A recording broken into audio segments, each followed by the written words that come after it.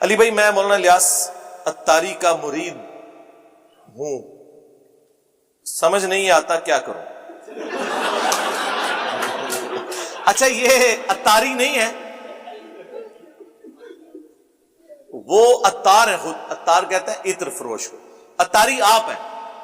جیسے عبد القادر جیلانی تھا نا، تو عبد القادر کے مرید قادری کہلاتے ہیں، یہ قادری عبد القادر سے نکلا، یہ انہوں نے اپنا تخلص رکھا ہے اتار، عطر فروش۔ خود بتا رہے ہیں کہ میں بچپن میں ایک چھوٹی سی مسجد میں، جو ہماری اکیڈمی کا بھی چوتھا حصہ بنتی ہے، جس میں بمشکل 15-20 نمازی، وہ آج بھی کھارا در میں مسجد موجود ہے، وہاں پہ یہ امام مسجد تھے، خطیب بھی نہیں، امام مسجد، اور جھاڑو اور غبارے بیچتے تھے۔ آج اللہ کے فضل سے اربوں کے مالک ہیں، اللہ کا فضل ہے، بس ایک جماعت بنا لی، ٹھیک ہے، اور پھر کاروبار چل پڑا۔ کہیں گے نہیں جماعت سے کچھ نہیں لیتے، بس وہاں عطر کی ایک دکان ہے، بھئی لاکھوں لوگ جب آپ سے عطر خریدیں گے۔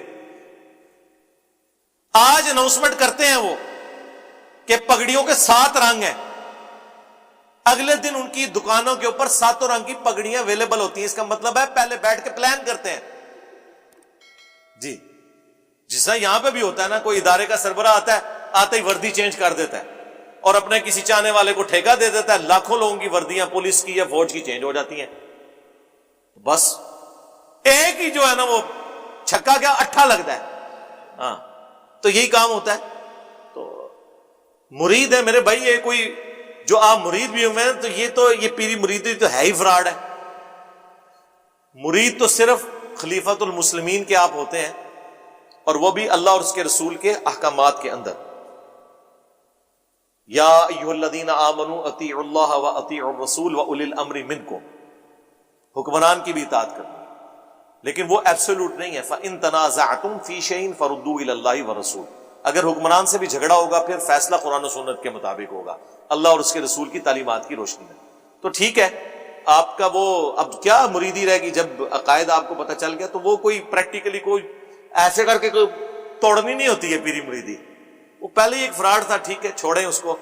اب قرآن میں تو اللہ نے سورہ توبہ میں فرمایا کہ اللہ تعالیٰ نے مومنین کی جانیں اور مال جنت کے بدلے میں خرید لی ہیں، تو مومنین اس کے اوپر خوشیاں منائیں، اس بائت کے اوپر۔ یہ بائت کہتے ہیں بیچنا، بیع عربی میں، کہ جو انسان نے، مومن نے اپنا آپ اللہ کو بیچ دیا کہ میری جان تیری، میرا مال تیرے لیے، میری زندگی تیرے لیے، اس کے بدلے تو نے مجھے جنت دینی ہے۔ یہ قرآن کہہ رہا ہے کہ یہ بیعت تم نے اللہ سے کی ہے۔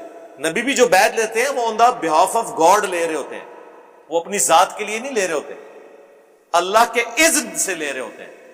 اس کے بعد جو خلیفہ یا حکمران وقت بیعت لے رہا ہوتا ہے وہ بھی اللہ اور اس کے رسول کے احکامات کے اندر لے رہا ہوتا ہے۔ رہ گئی پیری مریدی کی بیعت، تو اس کی کوئی شرعی حیثیت نہیں ہے، ٹھیک ہے، ایک اجتہادی طریقہ ہے، وہ چلایا ہوا ہے، ہمیں اس سے کوئی نہیں ہے۔ ہم کہتے ہیں کہ یہ کروانے کے بعد آپ اپنی عبادت کروانے کی بجائے قرآن و سنت کی تعلیمات لوگوں کو بتائیں، لیکن جب وہ یہ بتائیں گے لوگ ویسے ہی چھوڑ جائیں گے، پیروں کو کہیں گے تواڈے کول عمل لینا آیا، جو قرآن و سنت ہی عمل کر کے اسی جانا ہے جنت وچ، تے تواڈے لڑ کیوں لگے سان؟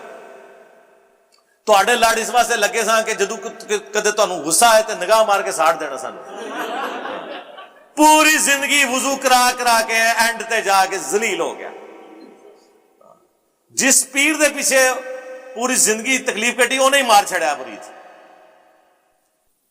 علی بھائی نسل باپ سے چلتی ہے، تو سید لوگ اپنی نسبت حضور علیہ السلام سے کیسے جوڑتے ہیں؟ اس لیے کہ نبی علیہ السلام نے اسپیشلی یہ ایک، جس طرح نبی علیہ السلام کی کچھ اور خصوصیات ہیں نا، آپ کی اولاد کے اوپر صدقہ اور خیرات حرام ہے، حالانکہ پوری امت میں غریب بندے زکوٰۃ لے سکتے ہیں، سید نہیں لے سکتا۔ تو نبی علیہ السلام کی یہ خصوصیت ہے کہ اللہ تعالیٰ نے آپ کو پروٹوکول دیا ہے کہ آپ کی نسل جو ہے وہ سیدنا علی اور سیدہ فاطمہ سے چلے گی۔